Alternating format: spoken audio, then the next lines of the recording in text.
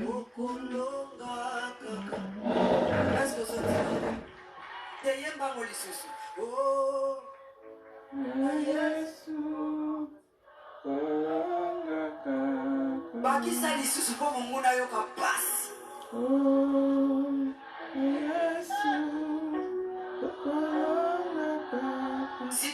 Shalom, shalom, shalom, shalom. Dieu est bon. Il est fidèle. Il nous accorde l'opportunité d'être là encore aujourd'hui. Alléluia. J'aime ces cantiques qui dit avec Dieu, nous aurons toujours la victoire. Alléluia. Dieu est fidèle. Nous bénissons le Seigneur pour la journée d'aujourd'hui. Nous nous rendons grâce parce qu'il est fidèle. Il est le Dieu bon. Il est plein d'amour. Nous sommes là par son amour. Nous sommes là à cause de sa bonté, de sa fidélité. C'est lui qui m'a gardé, qui t'a gardé, qui nous donne encore l'occasion d'être là. Nous lui sommes vraiment reconnaissants pour la journée d'aujourd'hui. Ces cantiques que nous étions en train de suivre nous dit, avec Dieu, nous aurons toujours la victoire. Alléluia. Avec Dieu, nous aurons toujours la victoire. Et aujourd'hui, le Seigneur nous a mis à cœur de partager les thèmes que nous avons intitulés « Confie ton sort à l'Éternel ». Nous avons intitulé « Confie ton sort à l'Éternel ». Pourquoi il est important de confier son sort à l'Éternel? Parce que nous traversons des moments compliqués, nous traversons des moments difficiles, des moments d'agitation, des moments de perturbation. Ces moments, c'est un moment où beaucoup d'enfants de Dieu, la foi est en train de bouger. Pourquoi? Parce qu'il y a des événements qui nous tombent de gauche à droite. Il y a des événements qui nous tombent de gauche à droite. Finalement, nous ne savons plus à quoi penser. Finalement, nous ne savons plus que faire et on est agité, on est ballotté d'un côté à l'autre. Les informations, c'est comme la pluie, ça tombe comme la pluie tombe. Mais dans tout ça, que nous dit le Seigneur? Dans tout ça, quelle est la volonté de Dieu pour nous? Donc voilà, c'est ce que nous allons partager aujourd'hui. Alors si tu me suis, que le Seigneur te bénisse. Toi qui auras l'occasion de me suivre même en différé, que le Seigneur te bénisse. Donc nous allons parler du thème « Confie ton sort à l'Éternel ». Comme nous avons l'habitude de le faire chaque samedi à 11h heure de Paris. Donc nous sommes là pour notre rendez-vous habituel. Nous parlons de « Confie ton sort à l'Éternel ». Nous sommes dans le livre, notre texte de base, nous allons le lire, nous sommes dans le livre de Psaume 37. Nous sommes dans le livre de Psaume 37. La Bible nous dit ceci. Je suis dans le verset 5. La Bible dit ceci. Recommande ton sort à l'Éternel, mets en lui ta confiance et il agira. Le verset 6 dit ceci. Il aplanira ta justice comme la lumière. Non, il fera paraître ta justice comme la lumière et ton droit comme le soleil à son midi. Garde le silence devant l'Éternel et espère en lui. Ne t'irrite pas contre celui qui réussit dans ses voies, contre l'homme qui vient à bout de ses mauvais desseins. Laisse la colère, abandonne la fureur, ne t'irrite pas, ça serait mal faire. Car les méchants seront retranchés, et ceux qui espèrent en l'Éternel posséderont le pays. Ça, c'est notre texte de base, notre texte que nous avons lu. Nous sommes dans le livre de Psaumes.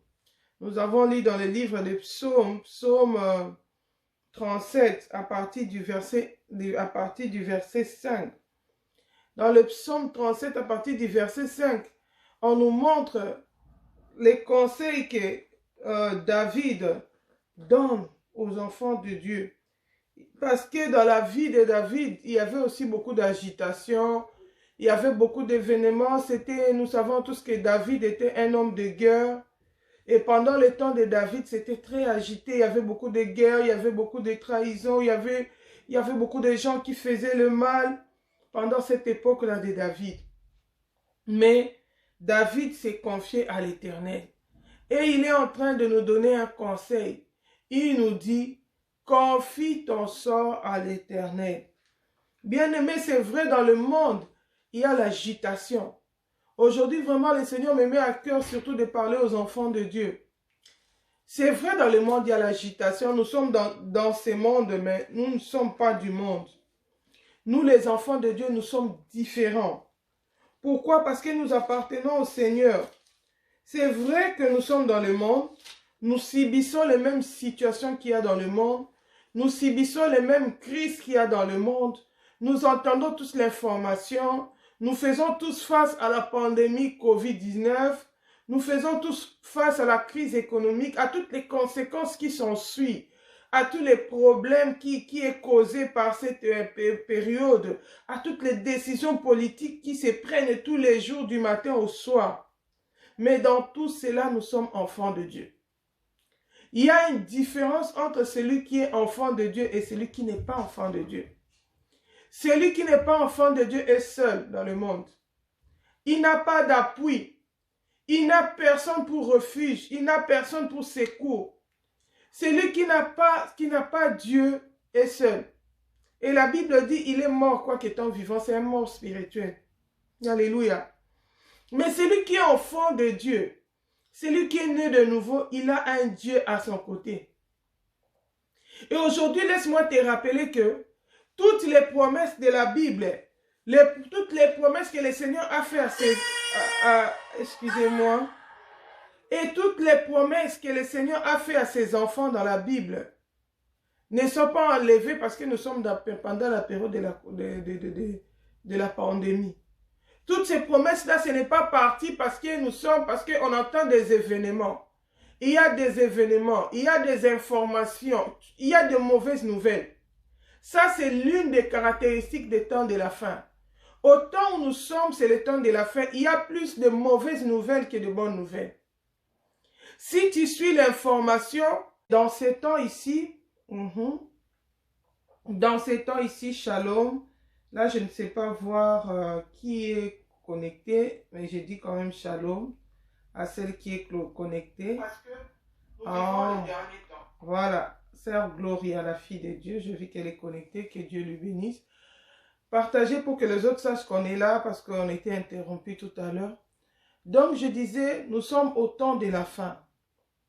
Et nous sommes au temps de la fin. Et une des caractéristiques de ce temps de la fin, c'est quoi? C'est dans le temps de la fin, il y a de mauvaises nouvelles. C'est pourquoi le Seigneur avait dit, prenez garde que votre cœur ne se trouble pas. Pourquoi? Parce qu'au temps de la fin, il y a beaucoup de mauvaises nouvelles. Il y a beaucoup. On disait tantôt que si tu suis l'information, tu suis les news, tu suis l'information, si on te donne sur 80% d'informations que tu vas suivre à la télé ou à Internet, je ne sais où, tu vas remarquer que sur 100%, 80%, c'est des mauvaises nouvelles. C'est des mauvaises qui font mal au cœur, c'est des mauvaises qui troublent, c'est des nouvelles qui troublent, des nouvelles qui attristent l'âme, des nouvelles qui peut t'irriter. Ça peut te mettre, ça crée tous les mauvais sentiments dans l'homme. Voilà. Actuellement, les informations que nous suivons, c'est vraiment bien façonné pour créer tous les mauvais sentiments dans l'homme. C'est vraiment bien façonné pour donner, comment dire, pour donner de créer même des maladies psychosomatiques.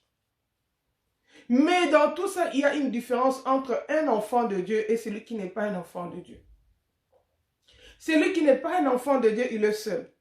Mais celui qui est enfant de Dieu, il a un Dieu à son côté.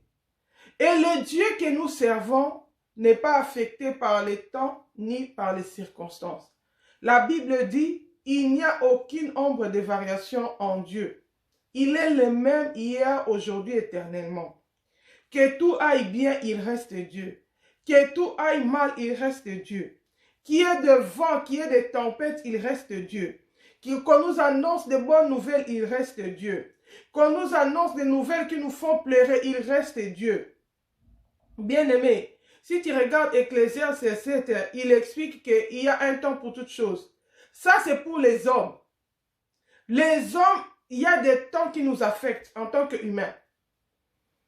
On dit qu'il y a un temps pour se réjouir, il y a un temps pour pleurer, il y a un temps pour... Ça, c'est les hommes. Alléluia. Shalom. Bien-aimé, je ne vois pas bien, mais je crois que c'est Papa Bona. Shalom avec Maman des Anges. Il y a des temps qui nous affectent. Il y a des événements qui nous affectent. Ça, c'est l'homme. Mais Dieu reste Dieu. Il reste inchangé. C'est pourquoi au temps où nous sommes, nous devons avoir Dieu à nos côtés. Un enfant de Dieu, gloire à Dieu, maintenant je peux vous voir. Shalom Maman des Anges, shalom ma soeur Blandine, sois bénie. Donc, Dieu reste Dieu dans tout ça. Il reste à nos côtés. Nous ne sommes pas seuls. Nous avons un Dieu à nos côtés. Nous avons un grand Dieu qui est à nos côtés. Alléluia. Et la Bible nous dit ceci. Recommande ton sort à l'Éternel. Mets en lui ta confiance, il agira. Quand on t'informe que Corona fait je ne sais quoi, confie ton sort à l'Éternel. Bien-aimé, si tu ne confies pas ton sort à l'Éternel, tu peux même attraper la tension et l'hypertension. Il y en a même qui font des crises sans que la maladie les tue. Il y a même qui font des crises sans que,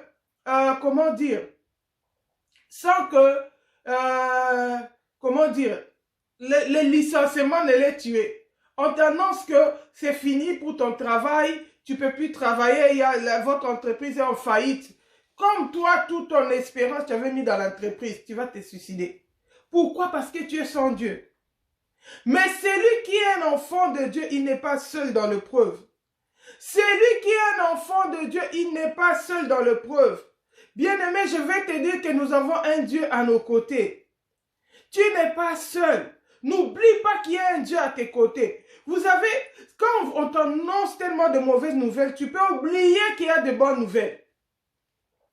Tu peux oublier que toute la Bible là est remplie de promesses que Dieu a faites à ses enfants. Et ces promesses-là ne sont pas effacées parce que nous sommes pendant la période de la pandémie. Et ces promesses-là n'ont pas disparu parce que nous sommes pendant la période de crise. Il reste Dieu. Il reste fidèle à sa parole. Et tellement nous passons des moments de tribulation. Surtout l'Église, le corps du Christ passe des moments de tribulation. Pourquoi? Parce que toutes les lois qui sont votées vont à l'encontre de l'Église. Toutes les lois qui sont votées, c'est vous ne pouvez plus prier, vous ne pouvez plus. Actuellement, un pasteur, un berger, ne sait même plus vivre une vie normale de berger envers les brebis. Il ne peut même plus aller prendre des soins des brebis. La Bible nous demande, saluez-vous par un saint baiser. Corona, pandémie nous dit, on ne peut plus se saluer parce qu'on va se contaminer. Il faut prendre de la distance. La solitude. Il y a dans le monde, il y a la dépression, il y a la crise.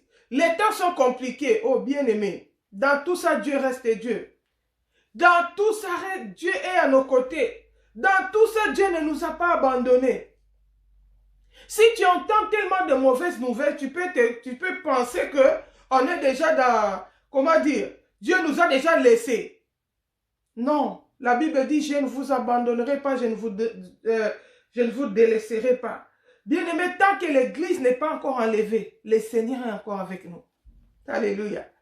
Tant que l'Église n'est pas encore enlevée, nous sommes encore au temps de la grâce. Le Saint-Esprit est encore avec nous. Jésus avait dit, vous aurez des tribulations dans le monde, mais j'ai vaincu le monde. Ne craignez pas. Il nous disait pour nous avertir. Prenez courage, fortifiez-vous. Bien-aimés, maintenant qu'il y a des tribulations dans le monde, c'est le moment pour nous de nous confier davantage à l'Éternel. Si toi, tu n'as pas Jésus dans ta vie, si tu ne l'as pas encore accepté comme Seigneur et Sauveur, je t'invite à l'accepter. Parce que comment tu vas gérer le monde? Tu vas vivre avec tout ce qu'il y a dans le monde. Comment tu vas t'en sortir avec tous les vents, avec toutes les informations, avec tous les problèmes. Alléluia. La Bible dit, le secours de l'homme n'est que vanité. Qui sera ton appui? Chacun cherche la solution. Comment je vais m'en sortir? L'avenir est devenu de plus en plus incertain.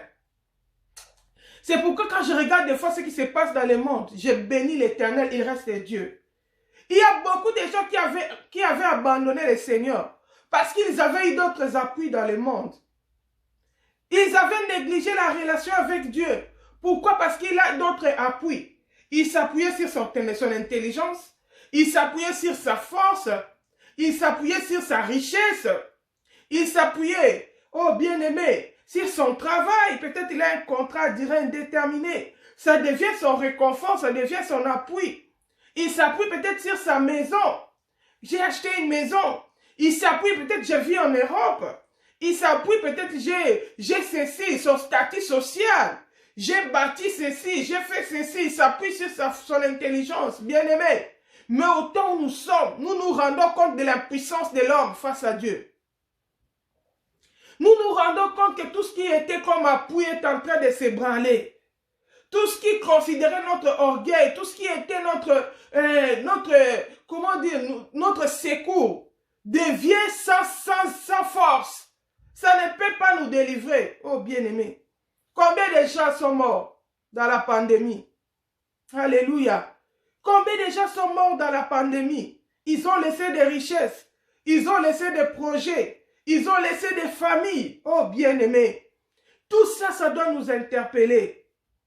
Sois bénie, ma soeur Sandra. Tout ça, ça doit nous interpeller. Ça veut dire que même si tu as les richesses, même si tu as tout, ne néglige pas l'essentiel. C'est Dieu. Alléluia. Ne néglige pas Dieu. Il est un secours qui ne manque pas dans la détresse. Le secours de Dieu ne dépend pas de la pandémie. Le secours de Dieu ne dépend pas de la crise économique. Maintenant, tout le monde est en train d'avoir peur. Parce qu'on dit, on oblige aux gens, si tu ne prends pas le vaccin, tu vas perdre ton emploi. Quelqu'un regarde, mais comment je vais m'en sortir en Europe ici? Comment je vais payer mon emprunt hypothécaire? Comment je vais nourrir mes enfants? Comment je vais réaliser mes projets? Bien-aimés, aujourd'hui, le Seigneur nous dit, confie ton sort à l'Éternel. Nous négligeons souvent l'Éternel. Nous donnons plus d'importance à ce que nous avons. À ton travail, même si on te dit, le travail va commencer à 5 heures. Bien-aimé, des fois, moi, je travaille, des fois, je commence, des fois à 6 heures, des fois même plus tard. Mais tu vas voir, je me réveille. Je me réveille à 4 heures du matin. Bien-aimé, 4 heures du matin. Et à 4 heures, là, il y a mon alarme. Je prends quelques temps dans la prière. Il fait froid dans l'hiver, mais je dois me laver, je dois me préparer. 5 heures déjà, je suis dehors. Pourquoi? Parce que je vais au travail.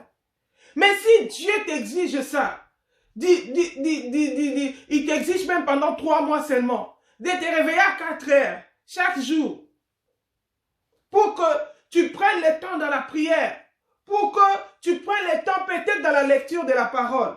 Bien aimé, peut-être que tu ne vas pas le faire. Peut-être que tu ne vas pas le faire. Tu vas donner des raisons au Seigneur. Seigneur, je suis fatigué. Seigneur, j'avais mal dormi. Mais pour le travail, on ne donne pas des excuses. On ne donne pas des explications. Des fois, même la santé ne permet pas, tu vas. Si tu regardes déjà, j'ai fait beaucoup des arrêts maladie, tu regardes la fiche de paye, ça va peser, ça va me créer des problèmes au travail. Avec cette crise, on va facilement me remplacer. Tu t'effaces, tu pars. Parce que tu sais que tu auras un salaire. Tu sais que ça va prendre soin de toi. Ça va te permettre. Il y a même des gens qui disent un jargon que le travail, c'est papa, maman. Parce que pourquoi? Parce que ce sont les parents qui prennent soin des enfants. Donc, le travail aussi prend soin. Donc, c'est papa, maman. Bien-aimé, Dieu doit rester au-dessus de ton travail. Parce que tu peux perdre ton travail aujourd'hui. Si tu n'as pas Dieu, qu'est-ce que tu vas devenir? Du reste, on ne peut pas comparer Dieu avec le travail. Il est tout pour nous, il est notre vie, il est notre raison d'exister. Tout ce que tu fais comme projet, c'est parce que le Seigneur t'a prêté le souffle. Si tu n'as pas le souffle de vie, tout ce que tu peux faire comme projet, ça ne servira à rien. Bien-aimé, la Bible nous montre l'exemple. On nous montre l'exemple de cet homme, Shalom Papa Eva, qui avait des champs. La Bible dit que ces jours-là, son champ avait rapporté, cette période-là, son champ avait rapporté beaucoup. Il a dit, comme j'ai fait une bonne moisson, qu'est-ce que je vais faire? Je vais agrandir mes greniers. Je vais agrandir mes greniers. Je vais mettre beaucoup. Je vais faire des stocks pour tout le reste de ma vie. Comme ça, je n'aurai plus à travailler. Mais la Bible nous dit que Dieu lui a dit, malheureux que tu es, cette nuit même, je te redemanderai ton âme. Il a travaillé pour rien. S'il aurait su que cette nuit-là, il allait partir, peut-être il allait vendre toutes ses richesses, donner aux pauvres, pour se construire des châteaux au ciel. Parce que si au moins il partait, qu'il soit resté dans la gloire, qu'il ait des richesses dans les ciels, il allait arranger sa relation avec Dieu. Mais c'était devenu trop tard. Dieu l'a pris. Il n'a pas préparé son éternité. Il n'a pas arrangé sa relation avec Dieu. Il regardait seulement ses projets. C'est pourquoi la Bible nous dit ici, il dit, recommande ton sort à l'Éternel. Bien-aimé, nous entendons beaucoup de choses. Il y a beaucoup d'événements. Ne t'agite pas. Aujourd'hui, beaucoup des enfants de Dieu sont entrés dans la peur. Ils ont peur. C'est vrai, en tant qu'humains, il y a des informations qui peuvent nous procurer la peur, nous faire peur. Mais quand il y a des événements qui arrivent, n'oublie pas ton identité, que tu es enfant de Dieu. Et que doit faire un enfant de Dieu quand il y a des problèmes? Quel doit être ta réflexe? La Bible dit, confie ton sort à l'Éternel. Bien-aimé, si nous regardons dans la Bible, dans le livre de Jonas, dans l'histoire de Jonas, la Bible nous montre que quand ils sont entrés dans les bateaux, je suis dans le livre de Jonas, Jonas chapitre 1, à partir du verset 4 jusqu'au verset 6. Je vais lire par la grâce de Dieu. La Bible nous dit ceci. Mais l'Éternel fit souffler sur la mer un vent impétueux. Et il s'éleva sur la mer une grande tempête. Les navires menaçaient de faire naufrage. Les mariniers eurent peur. Ils implorèrent chacun leur Dieu. Et ils jetèrent dans la mer les objets qui étaient sur les navires, afin de se les rendre plus légers.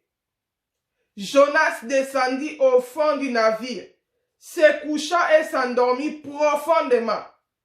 Le pilote s'approcha de lui et lui dit, « Pourquoi dors-tu? Lève-toi, invoque ton Dieu. » Alléluia.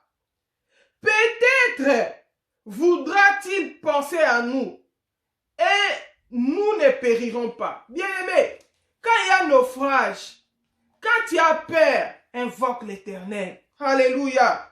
Quand il y a la peur, ici, Jonas avait un problème. Alléluia. C'était le jugement de Dieu. Comme aujourd'hui, il y a beaucoup de choses qui se passent dans le monde. Ça fait partie des jugements de Dieu. Il y a des plans maléfiques. Il y a des agents du diable qui ont des plans maléfiques. Mais Dieu passe aussi par ça pour juger le monde. Il laisse faire pour juger le monde. Parce qu'il y a beaucoup de mal dans le monde. Quoique dans tout ça, c'est l'Éternel qui se lèvera les derniers. C'est lui qui va trancher les derniers. Les méchants, ils auront leur rétribution. Alléluia. Mais il passe aussi par ces événements pour juger le monde. Ici, il y avait la colère. Jonas avait un problème avec Dieu. Excusez-moi, mes yeux chatouillent un peu. Surtout que je n'ai pas mes lunettes. Jonas avait un problème avec Dieu. C'était quoi le problème? Dieu l'avait envoyé à Ninive. Lui, il a pris les bateaux, il est parti à Tarsis. Et la Bible nous dit que dans le Seigneur, il a soufflé. Bien aimé, au temps de la fin où nous sommes, il y a des plans sataniques, des agents du diable qui font des choses pour persécuter le monde, pour attaquer les enfants de Dieu. Comme les histoires de coronavirus, ça c'est vraiment créé par les agents du diable. Mais il y a aussi la main de Dieu derrière ça. Parce que si tu regardes dans le monde, il n'y a pas que pandémie. Hein. Il y a aussi des catastrophes naturelles. Il y a des guerres. Il y a ceci, des choses que le Seigneur avait déjà prévues. Que vous verrez ceci. Il y aura la peste. Il y aura ceci. Dieu avait déjà prévu que ça va arriver. Pourquoi? Parce que la méchanceté des hommes va augmenter. Pourquoi? Parce que le péché va augmenter. Pourquoi? Parce que le mal va augmenter dans le monde. Ici, Jonas, Dieu était en colère contre Jonas. Pourquoi? Parce que Jonas, il avait fui la volonté de Dieu. Mais la Bible nous montre ceci. Dans tout cela, quand cela est arrivé dans la vie de Jonas, Dieu a soufflé la tempête dans le navire. Alléluia. Il y a aussi des catastrophes naturelles. Alléluia, excusez-moi. Dieu a soufflé la tempête. La Bible dit ceci. La Bible dit, mais l'Éternel fit souffler sur la mer un vent impétueux. Et il s'éleva sur la mer une grande tempête. Les navires allaient faire naufrage. Ces gens, ils ont eu peur. Avoir peur, ce n'est pas un péché, ça peut arriver. Mais ce qui est important, c'est qu'est-ce que tu fais après que tu aies peur? Après que tu as peur? Après que les événements sont en train de te secouer? Quelle est ta démarche dans ces informations que tu as reçues? Dans ces événements qui t'arrivent? Alléluia. La Bible dit, quand ils ont eu peur, la Bible dit, ils implorèrent chacun leur Dieu. Bien-aimés, dans le moment où il y a des événements qui nous font peur, un vrai enfant de Dieu doit chercher la face de Dieu. Un vrai enfant de Dieu, ça doit être le temps pour lui d'aller encore en profondeur dans la relation avec Dieu. C'est un temps où tu dois te confier à l'Éternel. Tu ne dois pas t'appuyer sur tes propres forces. Ne prends pas de décisions vite, vite. Ne t'agites pas. Il y a beaucoup de gens qui s'agitent. Ah, je dois faire ceci. Ah, je dois faire ceci. Oh, la Bible dit, quand tu fais ça encore, tu ajoutes encore un autre problème. La Bible dit quoi? Dans Ésaïe 59, on nous dit, maudits soient les enfants rebelles qui prennent des résolutions sans consulter le Seigneur. C'est pour accumuler péché sur péché. Donc un enfant de Dieu ne peut pas prendre des décisions sans consulter le Seigneur. Ce n'est pas que parce que tout va mal que tu as maintenant la liberté d'agir, de sauver, d'agir pour ton compte. Tu deviens pressé. Alléluia. Tu deviens pressé. Tu ne consultes plus le Seigneur. Tu accumules maintenant péché sur péché. Non. La Bible dit, les enfants rebelles, ceux qui prennent des résolutions sans consulter l'Éternel. Un enfant de Dieu ne peut pas prendre des résolutions sans consulter l'Éternel sous prétexte que les temps sont mauvais. Non, quand ça va mal, c'est vraiment là le temps vraiment de chercher encore la face de Dieu. Quand ça va mal, c'est le temps là vraiment de chercher la face de Dieu. Ce n'est pas le temps de dormir. Ce n'est pas le temps du sommeil spirituel. Si tu dormais, réveille-toi un peu. Jonas est parti dormir. Il avait un problème. Au lieu d'arranger avec Dieu, au lieu de chercher la solution, la Bible dit, il a descendu au fond du navire. S'est couché et s'endormi profondément. Dans la tempête, comment tu peux dormir profondément? Hein? Comment tu peux rester insensible avec tout ce qui se passe dans le monde? Bien-aimé, c'est le temps de chercher la face de Dieu. C'est le temps de retourner vers son Créateur. C'est le temps d'arranger sa relation avec Dieu. C'est le temps d'être agréable à Dieu. Oh, bien-aimé, jusqu'à quand tu vas contester contre ton Créateur? Le pilote est venu, il a dit, c'est pas possible. Tout le monde cherche des solutions. Tout le monde cherche la face de Dieu. Mais comment toi tu peux dormir pendant ces moments-ci? La Bible nous dit ceci. Le pilote s'approcha de lui et lui dit, pourquoi dors-tu? C'est pas normal que tu dormes maintenant. Lève-toi, invoque ton Dieu. Bien-aimé, c'est le temps de nous réveiller du sommeil. Au temps où nous sommes, c'est le temps de nous réveiller du sommeil. Ce n'est pas le temps de dormir, bien-aimé. C'est le temps de chercher la face de Dieu. Il n'y a que le Seigneur qui a la solution à tout ce qui se passe. Il n'y a que le Seigneur qui a la solution à tous nos problèmes. Bien-aimé, je veux aujourd'hui que tu puisses t'approcher de Dieu avec assurance, avec confiance. Ne pense pas que ces événements sont plus grands que Dieu. Ne pense pas que le Seigneur nous a déjà abandonnés, non. La promesse qu'il dit qu'il ne nous abandonnera pas, il ne nous délaissera pas, c'est encore valable maintenant. Mais la responsabilité de l'homme, c'est quoi? C'est de chercher Dieu. C'est de chercher la face de Dieu. C'est de vaquer dans la prière. C'est de marcher dans la crainte de Dieu. C'est d'arranger sa relation avec Dieu. De mettre sa confiance en Dieu. Si le Seigneur te dit va à gauche, tu vas à gauche. Si le Seigneur te dit va à droite, tu vas à droite. Tous les enfants de Dieu qui se sont retrouvés dans les dangers, dans le monde. Le Seigneur ne les a pas abandonnés. La Bible nous montre l'exemple de Jésus-Christ. Quand Hérode voulait les tuer, le Seigneur avait dit à Joseph dans la nuit, il dit, Joseph, prends l'enfant Jésus, fuis en Égypte. Parce qu'on cherche à tuer l'enfant, fuis avec lui en Égypte. Mais si tu n'arranges pas ta relation avec Dieu, si le Seigneur veut te donner une directive pour ton salut, comment tu vas écouter? Parce que toi, tu n'écoutes pas Dieu. Toi, tu ne parles pas avec Dieu. Oh, Dieu parle seulement aux autres, moi, Dieu ne me parle pas. Non, la Bible dit, Dieu parle tantôt d'une manière, tantôt d'une autre. Mais c'est les hommes qui ne prennent pas conscience. Ils parlent tantôt d'une manière, tantôt d'une autre, bien-aimé. Recherchons la face de Dieu. Le pilote a dit à Jonas, mais ce n'est pas possible. Comment tu peux dormir maintenant? Oh, bien-aimé. Comment tu peux rester dans le sommeil spirituel maintenant? Avec tout ce qui arrive dans le monde. Ne vois-tu pas que Jésus-Christ de Nazareth est à la porte? Ne vois-tu pas que le retour de Jésus-Christ s'approche? C'est le temps pour nous d'arranger notre relation avec Dieu. C'est le temps pour nous d'écouter le Seigneur. Notre salut dépend de notre écoute du Seigneur. Alléluia. On a réveillé Jonas, on a dit réveille-toi. Ce n'est pas l'heure de dormir. J'aimerais te dire réveille-toi. Reviens à ton Créateur, ce n'est pas l'heure de dormir. Les temps sont mauvais. Il n'y a que lui qui peut nous secourir. Devant cette situation, devant tous les vents, les tempêtes qui sont en train de souffler dans le monde, nous avons un Dieu à nos côtés, nous ne sommes pas seuls. Alléluia. Je retourne dans mon texte de base de Psaume 37. La Bible dit, Alléluia, la Bible dit ceci, il fera paraître la justice comme la lumière et ton droit comme le soleil à son midi. Garde le silence devant l'Éternel et espère en lui. Ne t'irrite pas contre celui qui... Ne te fâche pas, bien-aimé. Il y a des événements fâchés. Il y a d'autres informations, ça te donne la colère. On te dit que si tu ne prends pas le vaccin, tu vas perdre ton travail. Ce sont des informations qui donnent la colère. Mais pourquoi on commence à m'obliger à prendre les vaccins?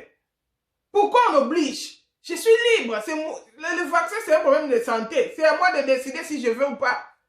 Depuis que le monde existe, il y a toujours eu des vaccins, ça n'a jamais été obligatoire. C'est à toi de choisir. Mais pourquoi maintenant ça commence à devenir obligatoire? Ce sont des informations qui peuvent t'énerver, qui peuvent t'irriter, qui peuvent te donner la colère, te révolter. Mais le Seigneur dit ne t'irrite pas. Ne te fâche pas, mais cherche le Seigneur. Le Seigneur a une solution dans ces problèmes ici. La Bible dit, venez à moi vous tous qui êtes fatigués et chargés. Les informations nous ont fatigués. Il y a même des gens qui n'écoutent même plus les informations. Parce qu'il y a des gens qui sont même tombés malades à cause des informations. Eh, mais la pandémie, maintenant, c'est comme ça. Et maintenant, c'est autant de morts. Et maintenant, c'est autant de... Et les symptômes, c'est ceci. À tel point que même si, aujourd'hui, même si tu tousses devant les gens, tout le monde te regarde. Tout le monde ne pense qu'à la pandémie. On commence à élever la pandémie même au-dessus du nom de Jésus. Or que le nom de Jésus est au-dessus de la pandémie. Autant nous sommes, nous devons élever Jésus. Au-dessus des événements, au-dessus des vents, au-dessus des tempêtes, oh bien-aimés. Nous devons nous confier à l'Éternel. Prends courage, fortifie-toi. Je te parle à toi qui as peur, à toi qui es agité, qui ne sais plus qu'est-ce que tu dois faire. Les parents sont désemparés. Ils regardent les enfants, mais qu'est-ce que je vais faire avec ces enfants ici? Quel sera mon sort avec ces enfants ici? Mes enfants, je les ai eus dans de telles conditions. Et demain, si je dois, ça sera comment? Bien-aimé, il y a un parent au-dessus de toi. Il y a un parent qui est au ciel. Si toi, les parents de la terre, tu ne peux pas, il y a un parent qui est au ciel. Je t'annonce ces parents-là aujourd'hui. Alléluia. La Bible nous dit quoi? Nous lisons la parole de Dieu dans le livre des Proverbes. Proverbes chapitre 3, versets 5 à 9. Oh bien-aimé, aujourd'hui c'est un message d'espoir. Je veux que ta foi puisse se fortifier. Je veux que tu puisses apprendre à faire confiance en Dieu. Parce que sans la foi, tu ne peux pas être agréable à Dieu. Ne perds pas la foi à cause de ce qui se passe dans le monde. Ne perds pas la confiance en Dieu. Dieu est toujours capable de te protéger, même des coronavirus. Combien de gens ont attrapé même cette maladie, Dieu les a guéris aussi. La main de Dieu n'est pas impuissante devant Corona. La main de Dieu n'est pas impuissante devant toutes les épidémies qui vont venir. Parce que oh, maintenant, il y a une nouvelle souche en Angleterre. Même la main de Dieu est puissante, même plus que cette nouvelle souche-là. Plus que toutes les maladies qu'on va inventer encore. La main de Dieu au-dessus de tout ça. Bien-aimé, confie ton sort à l'Éternel. Alléluia. Je lis le livre de Proverbes. Je suis dans Proverbes, chapitre 3, à partir du verset 5. La Bible me dit ceci. Confie-toi à l'Éternel de tout ton cœur. Alléluia. Confie-toi à l'Éternel de tout ton cœur et ne t'appuie pas sur ta sagesse. Reconnais-le dans toutes tes voies et il aplanira tes sentiers. Bien-aimé, ne t'appuie pas sur ta sagesse. Ne prends pas des initiatives de toi-même. Parce que tu sais, parce que tu connais. Non, ne t'appuie pas sur ta sagesse. Appuie-toi sur l'Éternel, ton Dieu. Alléluia. Ne t'appuie pas sur ta sagesse. Appuie-toi sur l'Éternel. Alléluia. La Bible dit, reconnais-le dans toutes tes voies et il aplanira tes sentiers. Ne sois pas sage à tes propres yeux. Crains l'Éternel et détourne-toi du mal. Alléluia. Ça sera la santé pour tes muscles et un rafraîchissement pour tes os. Bien-aimé, confie-toi à l'Éternel de tout ton cœur et ne t'appuie pas sur ta sagesse. Oh, comme c'est comme ça, je vais faire ça, j'ai un plan A, j'ai un plan B, j'ai un plan C. Quelle est la volonté de Dieu dans tous ces plans-là que tu fais? Bien-aimé, écouter Dieu va t'épargner des énergies. Il va t'épargner des pertes de temps. Les tâtonnements, tu vas ici, ça échoue. Tu te détournes là-bas, ça échoue. Tu vas là-bas, ça ne va pas. Non. Écouter Dieu, tu vas taper juste. Tu vas économiser et l'argent et les actions. La Bible nous montre l'exemple de Joseph. Quand Joseph, il a compris les songes de Pharaon, quand le Seigneur lui a donné l'interprétation du songe de Pharaon, le Seigneur lui a dit, il a donné la solution claire à Joseph. Il dit, Joseph, il va voir la crise économique qui va arriver, la famine, cette année de sécheresse. Mais avant cette année de sécheresse, il y aura cette année d'abondance. Le Seigneur a donné la solution, il a dit, faites des provisions. Bien-aimé, Joseph n'a pas tâtonné. Le Seigneur a dit, faisons des provisions. Si tu regardes, ils avaient fait des provisions. Ils ont gardé la nourriture. Ils ont amassé la nourriture. Ils ont construit des endroits pour garder la nourriture. Et la Bible nous montre ceci.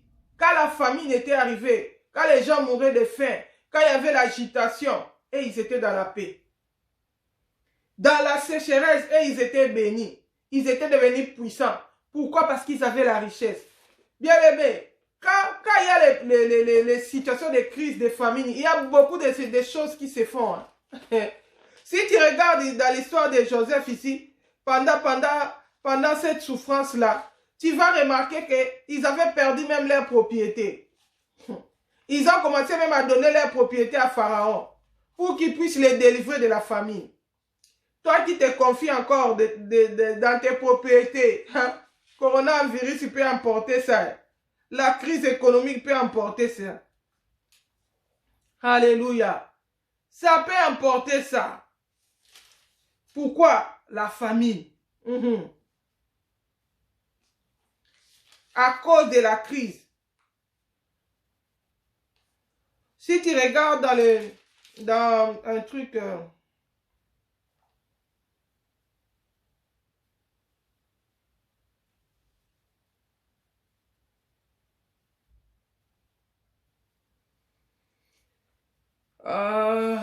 je suis dans Genèse 41. Voilà, attends. Genèse 31, verset 39. Genèse 41, verset 39. Et Pharaon dit à Joseph, puisque Dieu t'a fait connaître toutes ces choses, il n'y a personne qui soit aussi intelligent et aussi sage que toi. Je t'établis sur ma maison et tout mon peuple obéira à tes ordres. Les trônes seuls m'élèvera au-dessus de toi. Pendant les moments de crise, c'est le moment où Dieu élève Joseph. Pourquoi? Parce que Joseph a écouté le Seigneur. Pharaon dit à Joseph, vois, je te donne les commandements de tous les pays d'Égypte. Ce qui m'intéresse,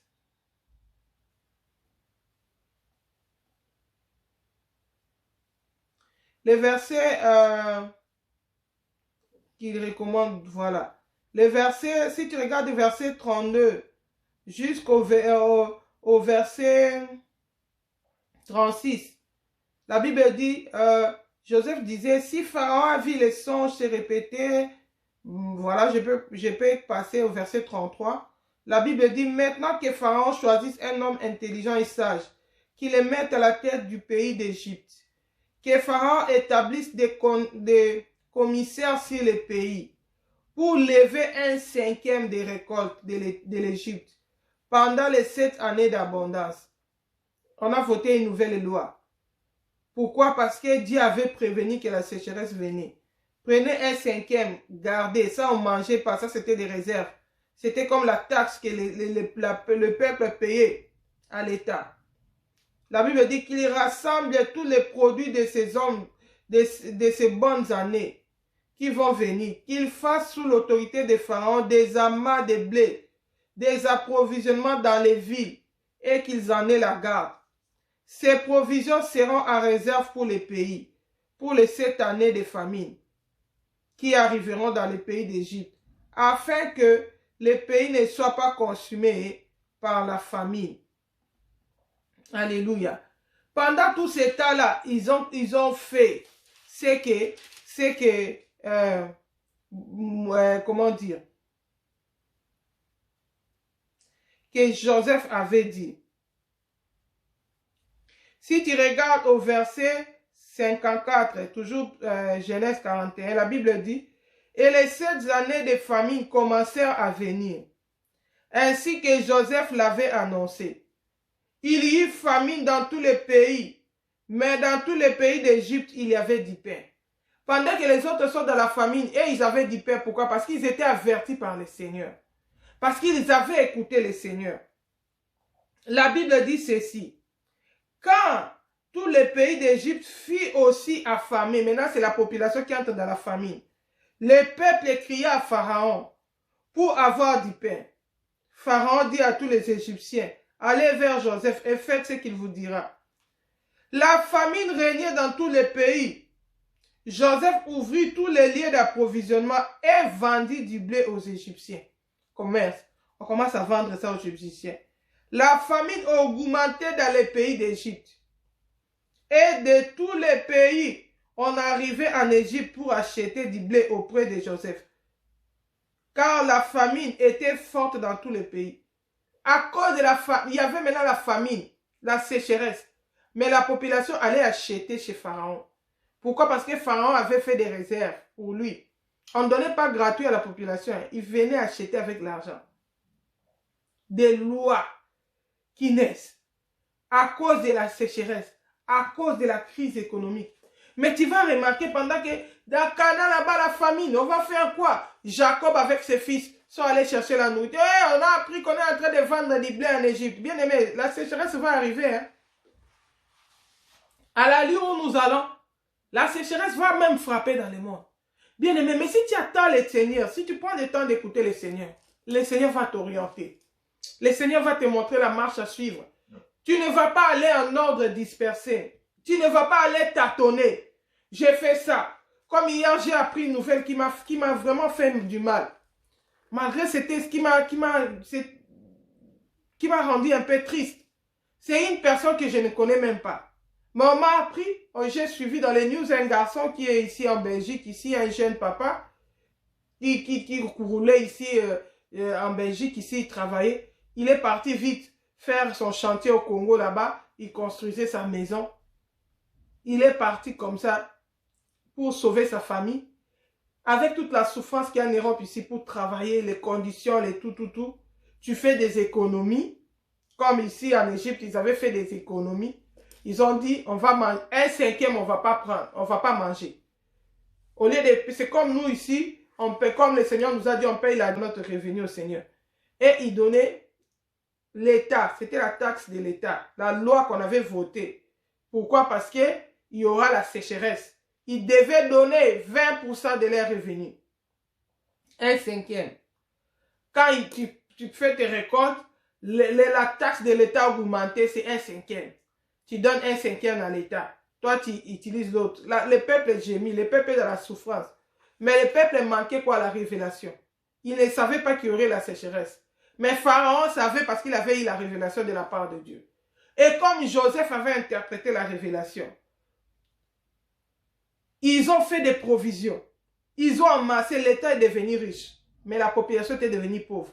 Quand il y a eu la famine, la propriété était dans la famine, ils ont commencé à crier, eh, les gouvernements, nous savons tous quand il y a des problèmes dans les pays, on crie vers les présidents. Eh, les présidents, vous devez chercher la solution. Il y a la pauvreté dans les pays, il y a ceci, cela.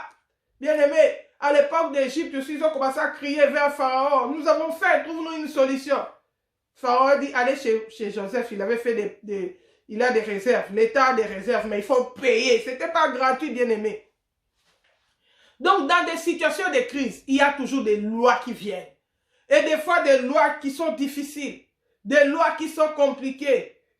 Ça peut arriver que tu perdes même ta maison. Que tu ne sois plus à mesure de rembourser ton crédit hypothécaire, on te prive tes maisons. Si tu regardes même toutes les lois qui circulent là, il n'y a rien de bon. Aucun bon projet. Toujours le projet que tout va aller à l'État. Personne ne va plus posséder. La population, s'appauvrit davantage. La sécheresse est davantage.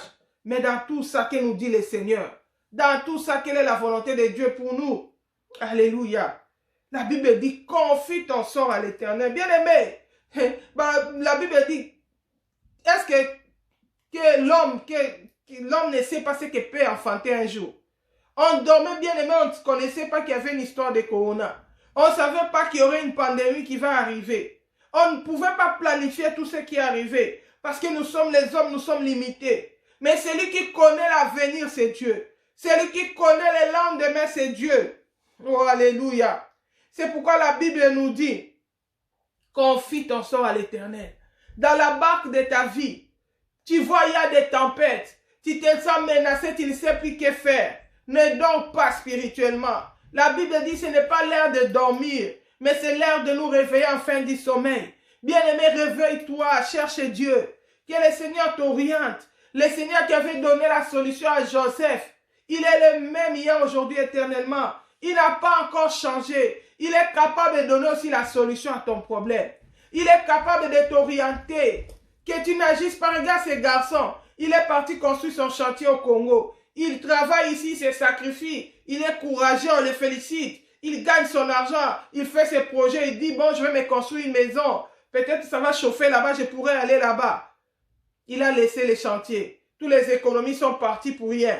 Il n'en a pas profité. Il est parti au pays. On a fait le test de coronavirus. Il est bien, en bonne santé. Il est parti construire. 2 jours après, on apprend aux gens, oh, il a fait une chèvre, il est parti. Vanité de vanité, tout est vanité, bien aimé. Peut-être s'il avait écouté le Seigneur allait lui dire, ne va pas, il y a un piège pour toi là-bas. Si tu pars, tu ne vas pas revenir. Si on l'avait dit, ça peut-être allait se fâcher contre les prophètes. Vous les prophètes, moi j'ai fait mes vos histoires. Il allait peut-être négliger Dieu. Oh bien-aimé. Mais il n'a pas écouté le Seigneur. Il a voulu résoudre son problème soi-même. Il a voulu trouver la solution à son problème soi-même. Bien-aimé, dans cette crise, confie ton sort à l'Éternel. Dans la situation chaotique qu'il y a dans le monde, confie ton sort à l'Éternel. Celui qui a l'Éternel, il n'est pas seul. Il a un abri à son côté. Il a un secours. Ne t'appuie pas sur ton intelligence. Ne t'appuie pas sur ta force. Je suis fort, je vais travailler. Je vais économiser, je vais faire ceci. Non! Ton secours est vanité. Tu peux t'appuyer sur ta force, tu attrapes une maladie, tu as un handicap, tu n'es plus à mesure de travailler. Tu n'es plus à mesure de faire ceci. Celui qui connaît l'avenir, c'est Dieu. Alléluia. J'aime un passage de la Bible pour ceux qui sont enfants de Dieu, qui nous rassure, même quand nous traversons des moments difficiles. Nous sommes dans Psaume chapitre 91, 91, comme disent les Français. Nous les Belges, nous disons 91. Alléluia. Le psaume 91 nous dit ceci. Celui qui demeure sous l'abri du Très-Haut, alléluia, repose à l'ombre du Tout-Puissant. Je dis à l'Éternel, mon refuge et ma forteresse. Si tu n'as pas Jésus, tu n'as pas de refuge. Oh. Je te présente un vrai refuge, Jésus-Christ de Nazareth. Donne-lui ta vie, sera ton refuge. Tu sais, beaucoup de gens vont se suicider parce qu'ils n'ont pas Dieu. Parce qu'ils n'ont pas Jésus-Christ. Ils n'ont pas un secours dans la détresse. Ils n'ont pas un abri. Alléluia, abri sûr qui est Jésus-Christ de Nazareth. Mais si tu as Jésus, quels que soient les vents, quelles que soient les tempêtes, sois béni ma soeur Nadine, tu auras un abri sûr. Jésus n'est pas affecté par la crise économique. Il n'est pas affecté par les épidémies. Ça ne peut même pas l'atteindre. Alléluia. Mais il est le Dieu qui nous délivre de toutes les situations. La Bible dit, le cheval est équipé pour la bataille. Mais la délivrance appartient à l'Éternel. Oh bien-aimé. C'est lui qui demeure sous l'abri du Très-Haut, repose à l'ombre du Tout-Puissant. Alléluia. J'ai dit à l'Éternel, mon refuge et ma forteresse. Bien-aimé, ce n'est pas parce qu'il y a la pandémie que Dieu n'est plus ton refuge. Shalom, ma soeur aimée, sois bénie. Ce n'est pas parce qu'il y a la crise dans le monde que Dieu n'est plus ta forteresse. Il est toujours là à tes côtés. Il est toujours capable de te protéger. Alors ne panique pas. Ne perds pas courage. Ne t'agite pas. Ne va pas prendre de décisions sans consulter le Seigneur. Alléluia. La Bible dit, j'ai dit à l'Éternel, mon Dieu, mon refuge et ma forteresse, mon Dieu en qui je me confie. J'ai un Dieu à mes côtés. Je me confie à mon Dieu. Car c'est lui qui te délivre du filet de l'oiseleur, de la peste et de ses ravages. Beaucoup de gens, au lieu de se confier au Seigneur, ils se confient aux hommes. Eh, mon frère qui est en Europe va me faire ceci. Les frères de l'Europe qui te disent aussi, c'est chaos, maintenant je vais revenir en Afrique. Il dit, hey, reste là-bas parce qu'il voit son espoir disparaître.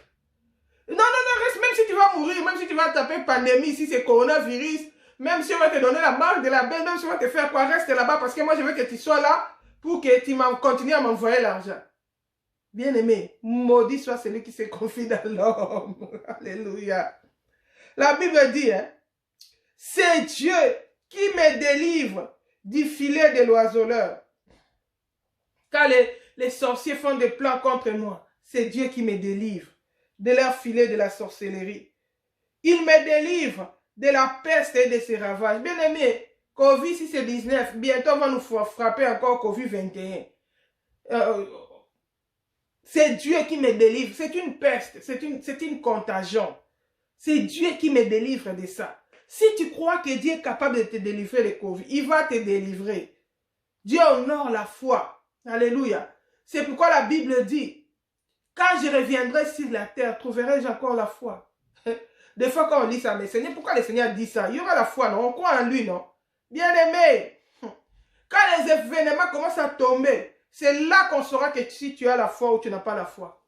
La manière dont tu commences à t'agiter, c'est comme ça qu'on comprendra si toi tu t'appuyais sur les hommes ou si tu t'appuyais sur Dieu.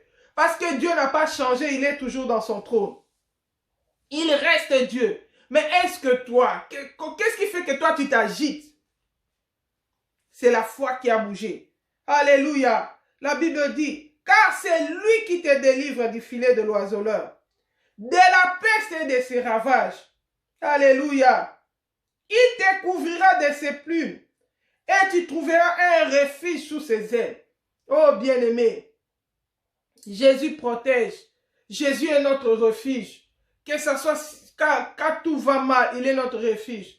Quand tout va bien, il est notre refuge. Nous ne sommes pas seuls. Devant la persécution, devant les tribulations, devant les situations chaotiques, nous avons Jésus à nos côtés. Il est notre refuge. Il est un abri sûr. Alléluia. Bien-aimé, il y a des situations qui dépassent même des présidents.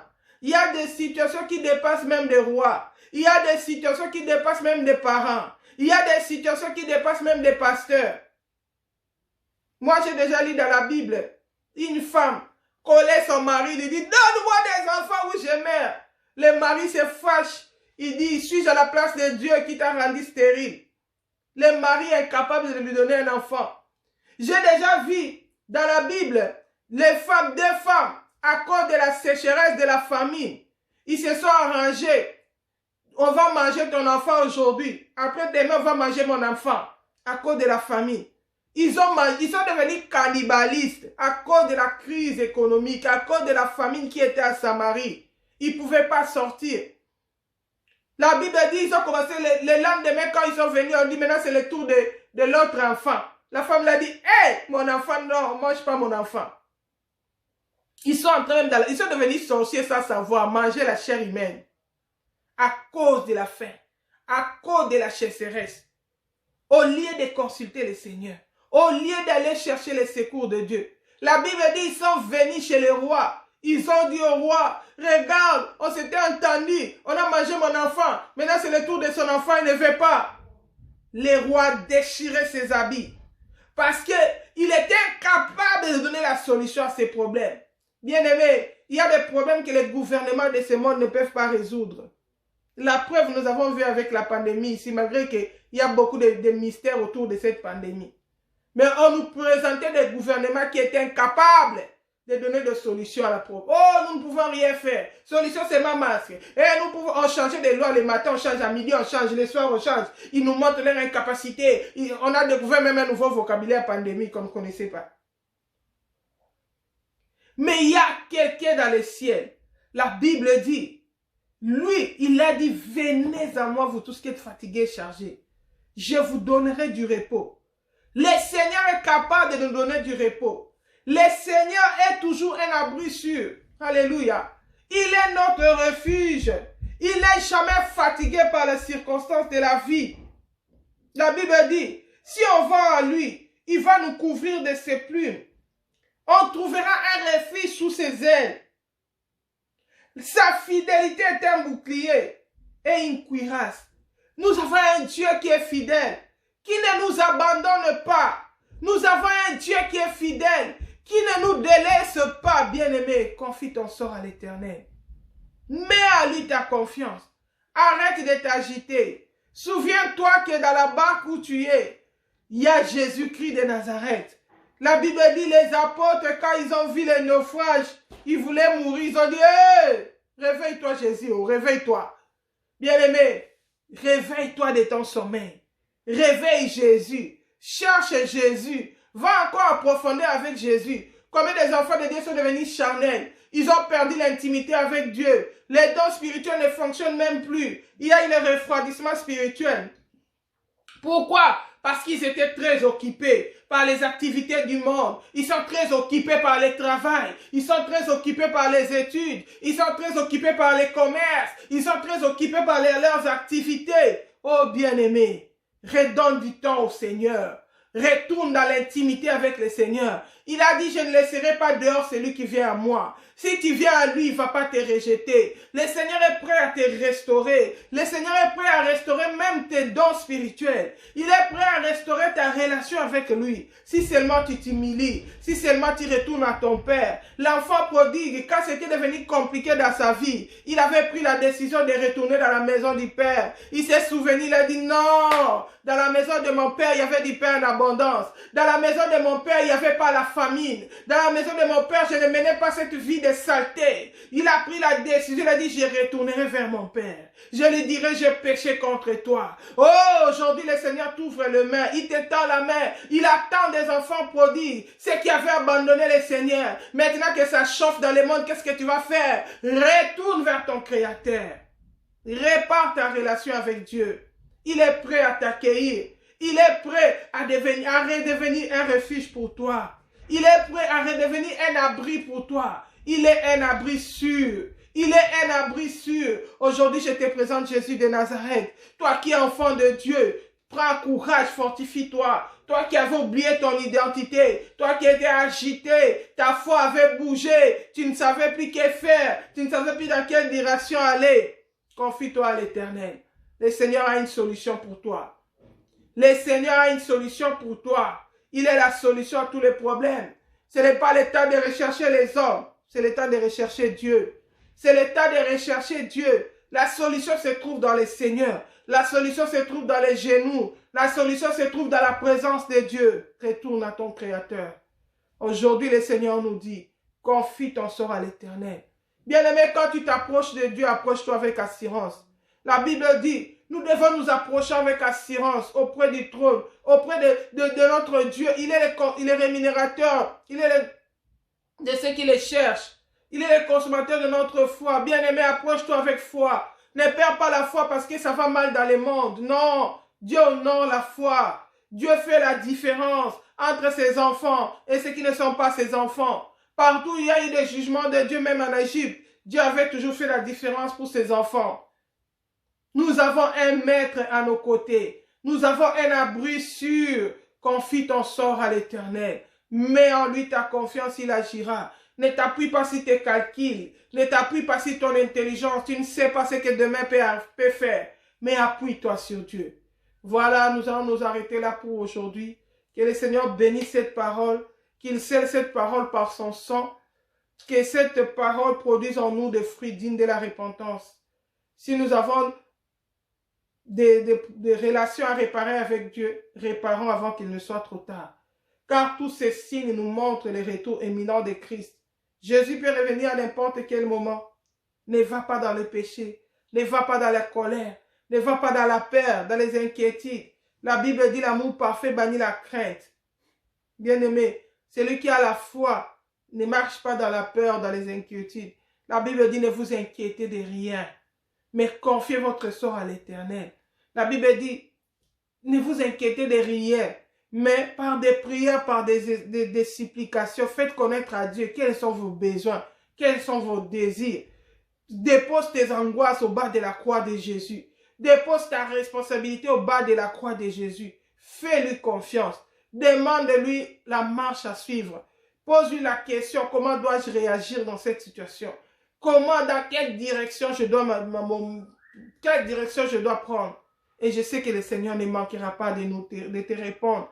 Il ne manquera pas de te faire du bien. Il te donnera l'assurance, la confiance. Tu vas marcher avec confiance. Aujourd'hui, beaucoup des enfants de Dieu attrapent des maladies cardiaques, des AVC. Pourquoi? Parce qu'ils vivent dans de mauvais sentiments. Ils vivent dans la peur. Ils vivent dans les inquiétudes. Ils vivent dans les troubles. Jésus nous avait dit que votre cœur ne se trouble point. Croyez en Dieu, croyez en moi. Bien-aimé, crois en Dieu. Jésus agit encore. La pandémie n'a pas limité la force de Jésus. Il est fidèle, il agit encore. Voilà, que le Seigneur nous bénisse.